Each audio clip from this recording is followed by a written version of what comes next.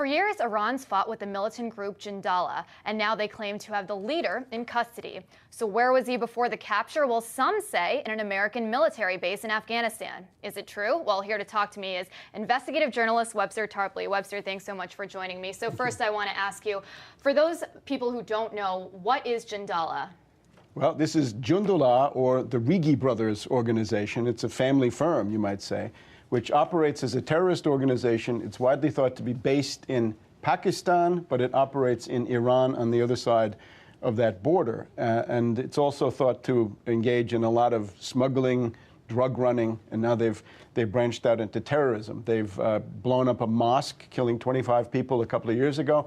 Last October, they blew up about 50 Iranians, including some top commanders of the Iranian Revolutionary Guard. So the guy's now been captured. This Abdul Malek Rigi was the #1 most wanted terrorist on the Iranian most wanted list. And they claim that in a very dramatic action, they caught him when he was trying to fly from Dubai to Kyrgyzstan, and they forced him down in Iran. Now, I have another story which says that Pakistan actually fingered him, or indeed captured him and delivered him to the Iranians. But either way, it's a tremendous victory for the Iranians, because they've essentially decapitated this very, very threatening terror group. And this group has been around, of course, for a long time. Jundallah, just a little bit of background, Seymour Hersh of The New Yorker, the London Daily Telegraph, and Brian Ross of ABC News all agree that they're on the CIA payroll. This is the $400 million in the Iran Regime Change Act approved under Bush. Right, this guy had been meeting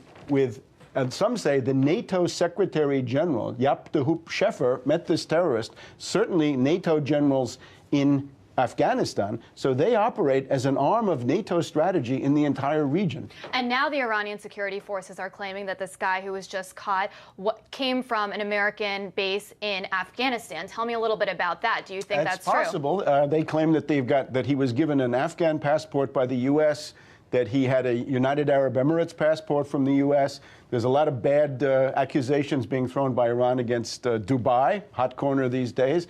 They're accusing them of having harbored this person for some time. And that's all possible. But I think what's really interesting is this Pakistani side. And for that, we just have to step back.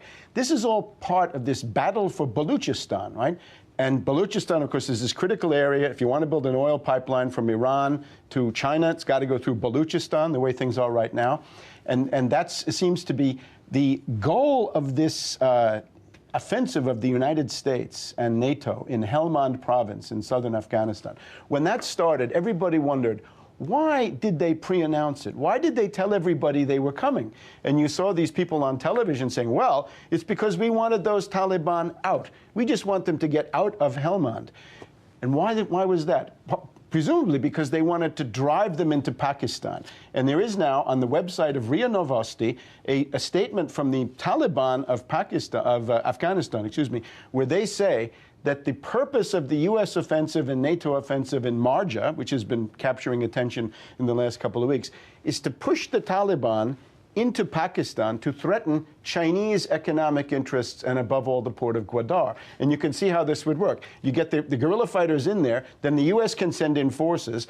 The U.S. takes over the port of Gwadar, kicks out the Chinese, and uses it for U.S. logistics into Afghanistan. So I want to go back for a second to this claim about Jundallah being supported by the United States. You know, the Iranian security forces said that he was at that American base in Afghanistan, and they also supposedly have pictures of the guy there. How did they get those pictures? I don't know. And I've seen the picture, and it's not so clear from the picture where he actually is. But I think is it possible that they could have sources inside the American military? They might. And look, what I see going on here, the Pakistanis may have been a part of that too. In other words, the Pakistanis have found a way to rebel against the way the role that has been assigned them inside this U.S. strategy of using false flag, state-sponsored terrorism, in this case Jundallah, paid for by, as the Iranians say, CIA, MI6, and possibly the Israelis as well.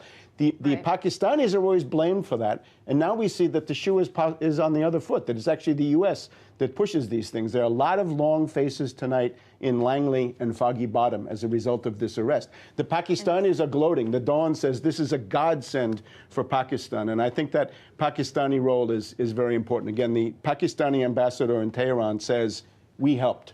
Well, Webster Tarpley, I want to thank you so much for joining us.